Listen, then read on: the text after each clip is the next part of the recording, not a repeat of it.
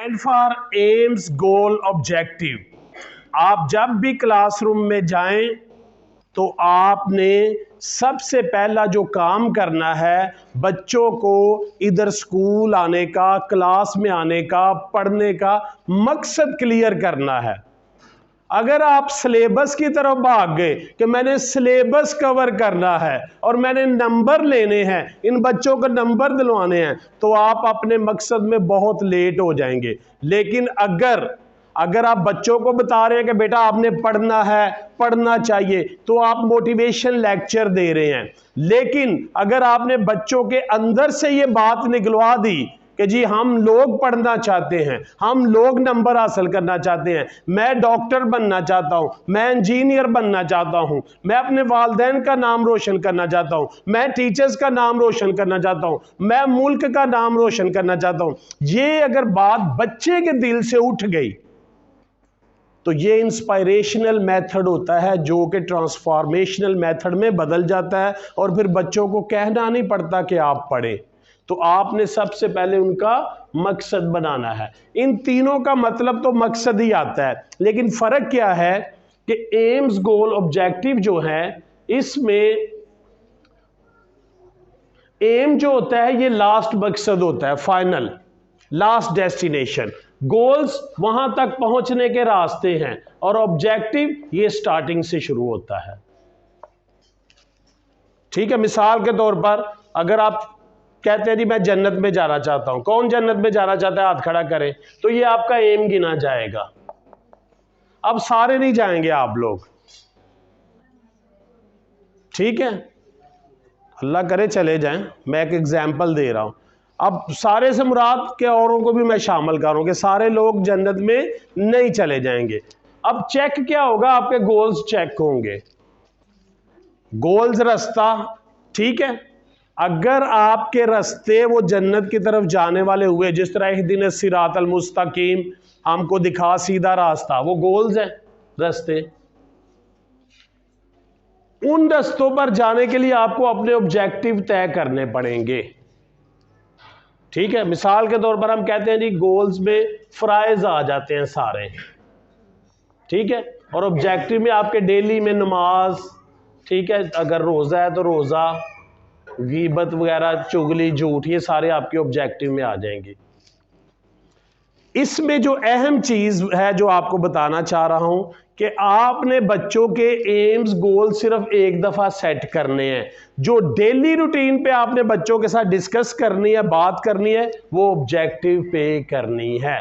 Objective छोटे छोटे मकासद होते हैं। मैंने एक बच्चे को आप कहते हैं जी बेटा साल में नंबर कौन लेगा, वो सारे हाथ खड़ा कर देंगे। और आप एक कहते हैं जी बेटा टर्म में कौन नंबर अच्छे लेगा, तो मैं भी सारे हाथ खड़ा कर दें। आप कहते हैं बेटा जो आज डायरी दी है ये कौन कल करके आएगा। डायरी की भी बात कर रहे हैं और आप जो है वो टर्म वाइज टेस्ट की भी बात कर रहे हैं और एनुअल की भी बात कर रहे हैं। जो टीचर ज्यादा एनुअल की बात करेंगे उनके बच्चों का रिजल्ट इतना अच्छा नहीं आएगा, जो टर्म की बात करेंगे उनका भी इतना अच्छा नहीं आएगा। हाँ, जो टीचर्स अपने बच्चों को बेटा जो आज डायरी दी है ये मस्ट कल करके आनी है, टर्म को भी छोड़ो और एनुअल पेपर को भी छोड़ो, वो देखी जाएगी, मुझे डेली का काम डेली ही चाहिए, उनका रिजल्ट अच्छा आएगा। लगी समझ के नहीं? लग गई है? एक और मिसाल दे के इसको वाइंड अप करूंगा या सवाल होगा। मिसाल के तौर पर हम एक एक्सपेरिमेंट करते हैं। मैं कहता हूं कि इनको मैंने साल बाद नमाज के बारे में पूछना है। उमैर भाई को कितनी देर बाद पूछना है? साल बाद। और अहमद को मैंने पूछना है महीने बाद। कितनी देर बाद? सर को मैंने पूछना है एक दिन बाद। बहुत ध्यान से मिसाल सुननी है, ये कुरान में भी अल्लाह मिसालें देता है। दो फायदे होते हैं, एक तो बात समझ लग जाती है समझने वालों को, और एक देर तक ज़हन में बैठी रहती है। उमैर से कब पूछना है? साल बाद। अहमद से महीने बाद। सर से एक दिन बाद। कारी साहब से मैंने अजान होने से पहले ही पूछना है नमाज की तैयारी कर रहे हो कि नहीं, इस वक्त किधर हो, फौरन मस्जिद के करीब हो जाओ। चारों से नमाज का तजर्बा किया, इनसे साल बाद पूछूंगा 2022 में, इनसे महीने बाद पूछूंगा, सर को मैं जब दिन ख़त्म हो जाया करेगा इशा के बाद, हाँ जी कितनी पढ़ी हैं, और कारी साहब से नमाज से पहले ही, हाँ जी 12 बजे जोहर की नमाज के लिए तैयारी कर रहे हो, किस मस्जिद में पढ़नी है, वजू कहाँ करोगे, ठीक है, कपड़े सही हैं, तो आप बताएं जब 1 साल बाद रिजल्ट निकालेंगे तो सबसे ज़्यादा नमाजें किसने पढ़ी होंगी?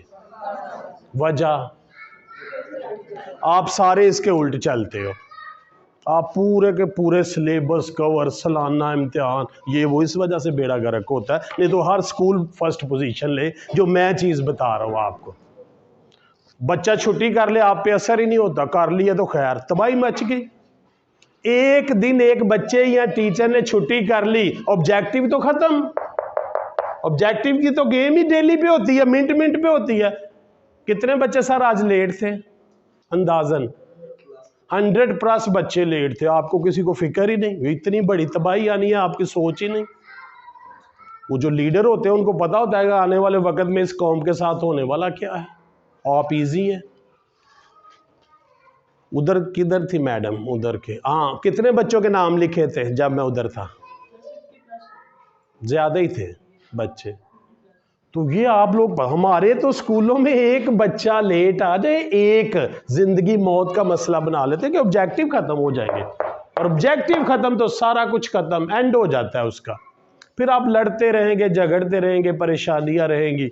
कोई स्कूल आएगा 6 माह साल जॉब करेगा, फिर दूसरे स्कूल खत्म, यही गेम सारा फिर चलती रहेगी।